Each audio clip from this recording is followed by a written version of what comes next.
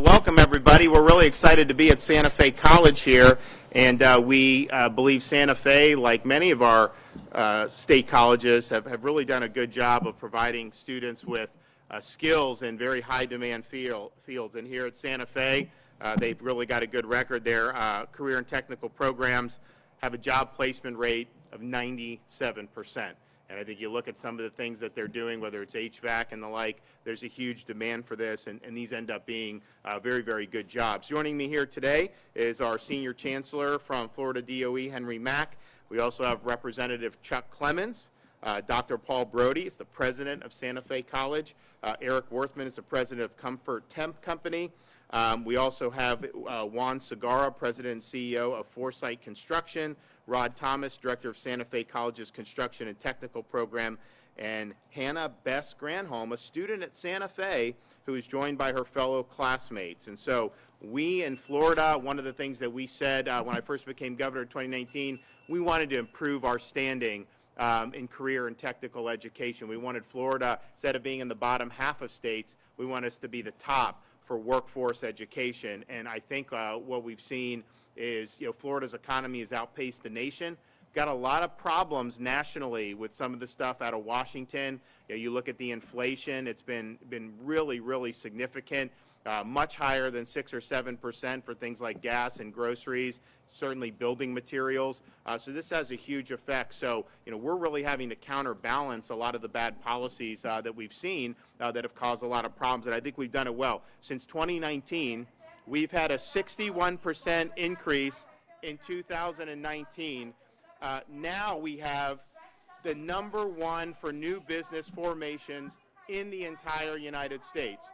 So California, for example, is is almost twice the size of the state of Florida, and yet we have 114,000 new business formations than they do even in California. So #1 in business formations, #1 outpacing the nation in terms of job growth and a lot of the other things. And I think part of the reasons people are forming businesses here, well, one, they know the state's going to be open. Two, they know that we have one of the more talented workforces in the nation thanks to our emphasis on career and technical education. So today we're here to do even more than what we've already done.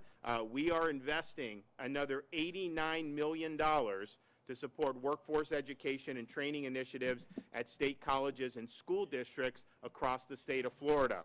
Some of the things that we're going to be doing, we're going to be awarding $10 million for state colleges and universities such as Santa Fe to create career and technical education charter schools so that high school students can gain credentials in high-demand fields while getting their high school diplomas. When students from these new charter schools graduate, they will be prepared to join the workforce if they so choose with no debt, and will be able to earn very, very good salaries, some as high as 6 figures in certain fields. So similar awards will go not just to Santa Fe, but to Northwest Florida State College, Tallahassee Community College, St. Pete College, and Miami-Dade College. And one of the things that we've really emphasized since I've been governor, yes, we like the state colleges, it's great, but so much of the career and technical has moved out of high schools where it used to be a staple, and then it seems like over the last generation that was de-emphasized. So we want to get more of that in high schools and obviously have more opportunities for apprenticeships.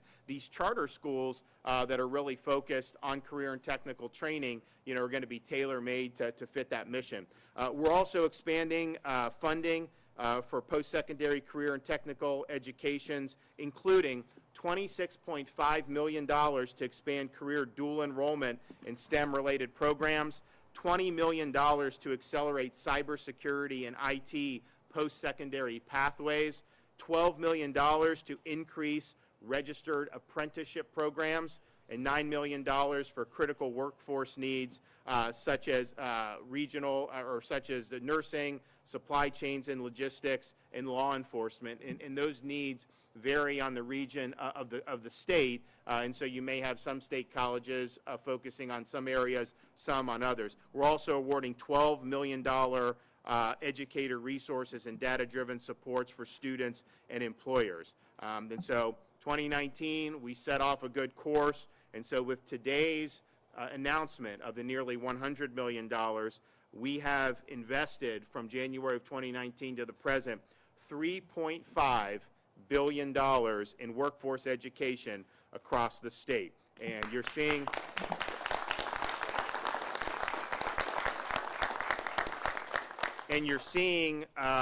what that is doing. So the Florida college system since 2019 has added 11 CTE baccalaureate degree programs in high-value fields like healthcare, like cybersecurity, and like information technology. There are currently almost 775,000 CTE students in Florida's K-12 schools. That's the highest in state history, and more than 338,000 post-secondary CTE students. We've also registered more than 50 new apprenticeship programs, and there are now more than 300 across the state of Florida.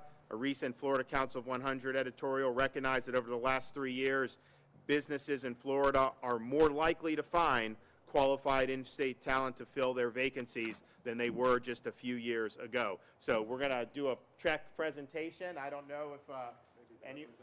Yeah, Representative Chuck, you get up here, and we'll get the... This is not all to Santa Fe. This is what we've done for everyone, but I think it shows the commitment of what we're trying to do.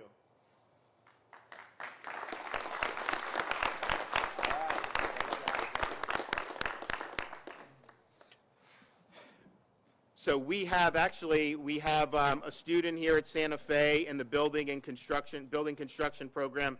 Bess Granholm, where are you? Where are you at? Okay. So Bess is enrolled in building construction degree programs, currently serves as the president of the Student Builders Association here at Santa Fe. Her dad and brother are in the construction business and graduated from Santa Fe's construction program. She chose Santa Fe to continue her education in construction because of the school's reputation for career success and because of the positive experiences that her father and brother had while they attended. So please join me in recognizing Bess for what she's doing. You want to say a few words? Doesn't want to say, but congratulations and good luck to you. Thank you. Absolutely. And I mean, I don't think, you'd have to really have your head in the sand and not realize like building and construction in Florida is likely to be something that you're going to be okay in. I mean, there's a huge demand for homes and even office space, and I mean, it's really incredible what's going on. And so I know they're doing a really good job here at Santa Fe helping to produce folks that are really going to be leading that industry, which is very important. In our budget this year, and we're working with the legislature now, we recommended an increase in Florida's Job Growth Grant Fund. So this is something that the governor is able to work with local communities, award things for both infrastructure and for career and job training. And we've typically had it in like maybe the $60 million range. We're asking for $100 million because we've seen high impacts on it, whether it's connecting industrial parks with roads to help expand different types of business footprints there, whether it's doing what we've done in many parts of the state now over the last couple of months, expanding training for commercial vehicle licenses, so we have more truck drivers. I mean, you see what's going on, all across the country and beyond, and this is something that's critical because if you have goods need to get to the market, you got to have that done in part with trucks. So we've been doing that, and it's had a huge impact. So we're asking for $100 million for that. I think we'll use it very well, and I think it'll make a big difference. We also are asking for $534 million in terms of all the different programs for workforce education, and that includes a $100 million for a workforce development capitalization incentive to be used for instructional equipment, lab equipment, supplies, and other expenses associated with workforce development programs. So I look forward to working constructively with the legislature on those issues. I think it's pretty clear that this is a space we need to be in, that we've had huge success already, that we've got to keep the momentum going. The interesting thing about some of these programs is to electrical, they'll get a job. They won't have a lot of debt. Like, for our state universities, we don't let them raise tuition, so you don't go. Some people do in these private universities. Some of the degrees are zombie studies or other things that really don't make a difference. And so they end up with a millstone around their neck, and it's harder to succeed when that happens. here with some of the career and technical programs, you have people going into electrical, no debt, make good money, and then in a few years they start their own company, and then they start to do really well. So this is not only giving people skills to be able to apply that and get jobs, but it also gives them a foundation that if they have an entrepreneurial bent, they can then go. And when you have a state that's growing, you need HVAC, you need electrical, you need all these things, and the demand is going to continue to be strong. So we're excited about what this means for the state. These are huge needs. I think our state, we're going to have some really good announcements, I think, over the next couple months about some of the stuff we're doing, with even beyond what we've done for more manufacturing and whatnot. And part of the reason I think we've been successful is once people find out about how much we're emphasizing workforce education, they get really excited because they know they're going to have folks that are going to be able to be there and can continue to to kind of be an engine of that. So we're proud of what it means for the economy, but we're also very excited about what it means for opportunities for so many of our, and not just young people in high school, which we're talking about here with some of this stuff, or even people that graduate high school, go to state college. I mean, the average age of people coming to Santa Fe, is like 27 years old. And so these are folks that, have been working, and now they're getting some more skills, and that will hopefully open up more career opportunities for them. So all in all, a very good thing. Okay, we're going to hear from some folks today. So I'm going to introduce Eric Worthman. He's the president of Comfort Tech Company, a local heating and air company that hires students from the programs here at Santa Fe.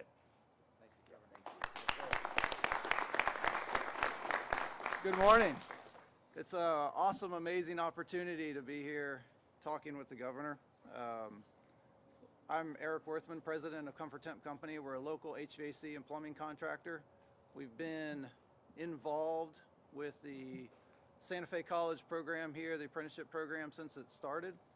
Over that time, we've hired and put through the apprenticeship program over 50 graduates. I've seen these graduates come from starting off their first year apprenticeship, starting off making $35,000, $45,000 a year. After they graduate, they're making $65,000, $75,000 a year, and that's just the start of their journey in the trades and their career. Goes up from there. It's amazing that we have a governor that understands our need for trade and the skills that we need for improving our economy in construction and the trades. Just hearing what we're contributing to that's awesome.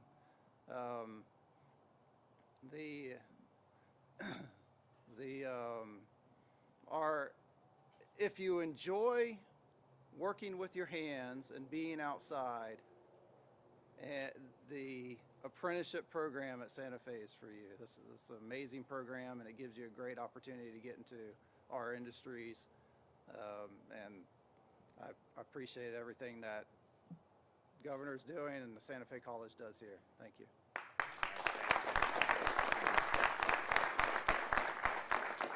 Okay, Dr. Paul Brody, Santa Fe College. Good morning. What a bright and beautiful day.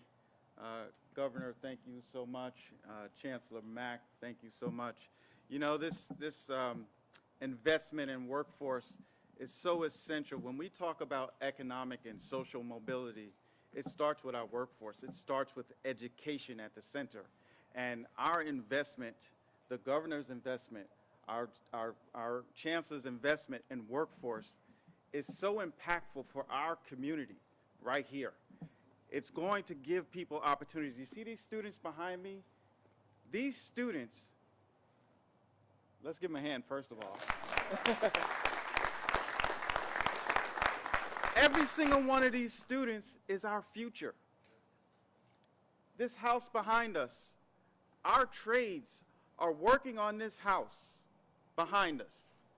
HVAC, electrical, plumbing. And then this house goes to a family in Gainesville. Service and your commitment to this community, never forget that. But they're learning side by side hands-on. Our partnership with BANSEF is an incredible partnership where BANSEF has stepped up and said, we're going to hire your students, we're going to partner with you because we need students in the trades. And then we switch over to our other programs like surgical technology, where we have a partnership with the hospital that is training surgical technologists. 100% job placement. 100% job placement in many of our fields, such as plumbing, electrical. That's a commitment from this college to make sure that we're giving people the opportunity for social and economic mobility, the opportunity to realize their dreams and have a sustainable, healthy life.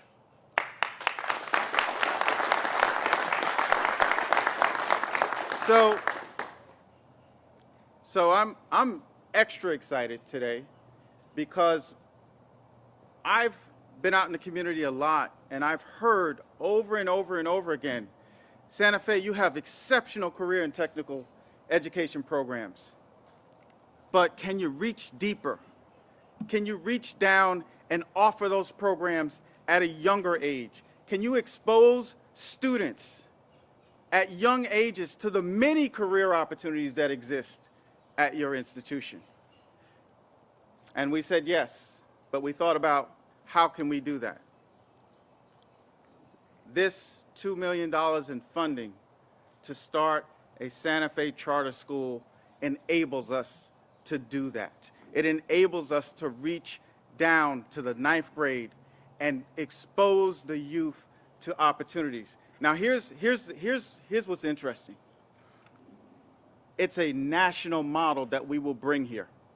It's a proven model that we will bring here, where we're working to get that student their high school diploma, their associate's degree, and a minimum of 2 industry certifications, so that that student can decide whether they want to go into the workforce or if they want to continue their education. That's what we're going to be doing through this charter school. We're going to have an industry partner that provides those internship opportunities throughout that student's journey, so that when that student graduates, they're graduating with 3 credentials: a high school diploma, an associate's degree, and a workforce credential. That's incredible.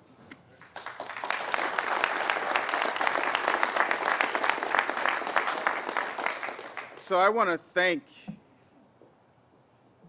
Chancellor Mack, the governor, and I want to thank our incredible faculty and staff that day in and day out think about how do we best serve our students? How do we make a difference? And you know, our mission is adding value to the lives of our students. And our faculty and staff every day think about how do we add value to the lives of our students and impact the community? And they look for non-traditional ways to do it as well as traditional ways to do it.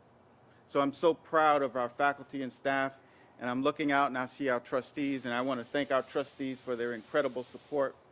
And this is just an amazing day. So I'm going to end with this. Any investment in education is a great investment. And I want to thank the governor, the chancellor, the commissioner for their investment in the Florida college system. Because throughout our state, the Florida college system is helping with social and economic mobility. It's helping to make a difference in the lives of individuals in a variety of ways. And I want to thank you for that investment in our Florida college system, and in particular, thank you for your investment in Santa Fe.